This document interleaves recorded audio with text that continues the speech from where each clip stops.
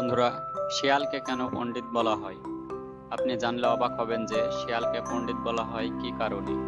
তো আজকে আমরা এই বিষয়টি নিয়ে আলোচনা করব যে শিয়ালকে কেন পণ্ডিত বলা হয়।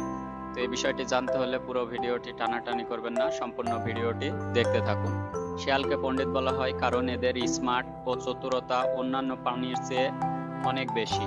তাদের অত্যন্ত তীক্ষ্ণ বুদ্ধি এবং ব্যক্তিগত বুদ্ধিমত্তা রয়েছে, যা অন্য প্রাণীদের সাথে তুলনামূলকভাবে বেশি প্রকাশ করে। শিয়াল তাদের বাসস্থান, খাবার এবং শিকারের প্রতি সম্পূর্ণ সচেতন এবং কার্যকরও হতে পারে। এছাড়াও শিয়াল একটি প্রতিজ্ঞাবাদী জন্তু হিসেবে পরিচিত।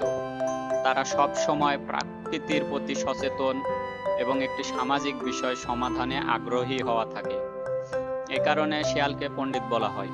তাছাড়া শিয়ালকে পণ্ডিত বলা হয় তাদের বুদ্ধিমত্তা বা চতুর স্বভাবকে প্রকাশ করার জন্য।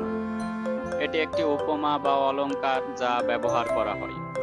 শিয়ালগুলোর বুদ্ধিমান্য, তীক্ষ্ণমনিষ্ঠা এবং প্রজ্ঞাময় স্বভাব মানে প্রাণীর যা পণ্ডিতের সুপাত্য বস্ত্র হিসাবে পরিহার করে এবং এর মাধ্যমে জ্ঞান ও বুদ্ধি দর্শানোও হয়। শিয়ালগুলো প্রাকৃতিক রসুন এবং অন্যান্য উপায়ে মাথা চাপানো, তীক্ষ্ণমনিষ্ঠা আদায়, খাবার অপব্যবহার এবং সহজেই আচরণ করার ক্ষমতা বিশেষত প্রশংসিত হয়।